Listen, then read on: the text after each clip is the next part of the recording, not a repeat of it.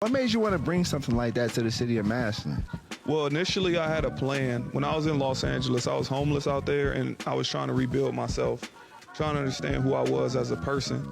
And as I was rebuilding myself, it was like eating healthy, working out, just all the ingestible things, what I'm putting in my ears, what I'm putting in my mind, what I'm putting in my eyes, what I'm putting, in my mouth, just absolutely everything.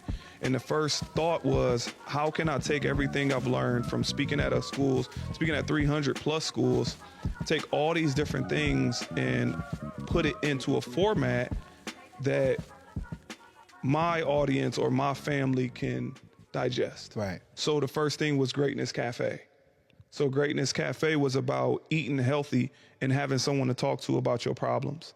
So the big stigma in mental health is I don't want to talk to someone about what I'm dealing with because I don't want someone to think that I'm crazy or whatever it is.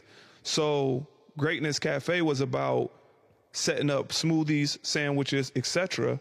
So if you was to come in to get a smoothie or really a session, people won't know why you're there. Right. So that was the first point. And the second, that was a 3-year venture, was the transition into a deeper, more profound way to help people on an individualistic level. So that was the mental health and wellness. But what I kept thinking about is people, it takes a setting to relax properly to even open up. So it takes, as we hear, you do your ice breaking to get to a point where I'm a level of comfort so you can start asking me the real questions. Exactly. It's the same thing in mental health. Like if you walk into a setting, we had to do color theory. So that's why it feels a certain way when you walk in there. What type of materials are you using? When you lay down, put the weighted blanket on you. It's dark. It got the moon. It got, like, everything was for someone to be able to relax as much as possible. And then my skill set is I've been talking and mentoring since I've been 13.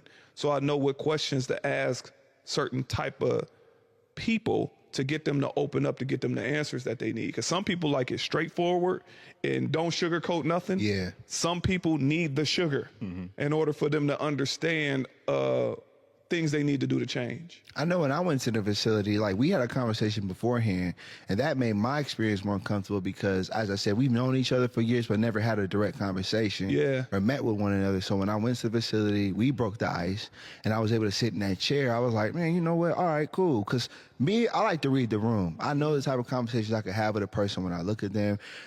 Talking with you, I was like, all right, that's one of the homies. We could talk about something like that. So even on a deeper level, I felt safe to open up to somebody just about things. We had the conversation we had. Why do you personally think it's a stigma amongst me and you, brothers? You know what I'm saying? That mental health is like a weak thing to open up about, because you and I could have talked for hours there. Well, a lot of things, this is the most difficult thing to tell society is men don't really have outlets. You know, we get taught from a young age to shut up, suck it up, don't cry, whatever. And then a lot of times when we even open up to our women, they flip it and make it about themselves. Yeah, so we talked about So it makes you stop doing that too. So what happens is we start internalizing and letting our outlets go through other things, sports, basketball, working out, which is okay, but still you need someone to help you wrestle those things that you going to sleep with. That we know those tears is hitting the pillow. Like, I know that. I've been through it as well. I know it's those moments that men go through where we be like, man, what would life be like if I wasn't here? And we process it so much that we almost crying about it. Like, I can't believe, you think about all those things, and I know it's there and it's prevalent. So I just wanted to, well, let me answer your question first. The reason why we don't seek that type of help is we never got taught how to. Yeah. And seeking help to an ego makes you feel weak. Although we will seek help in every aspect of life. We need coaching for basketball. We need coaching for track. We need coaching for whatever. As soon as you join a job, you got somebody training you, but we get it for everything but mental. If I talk to you about the anxiety you're going through, you're going to say, I got it. I'll take care of it myself. I'm like, wait a minute.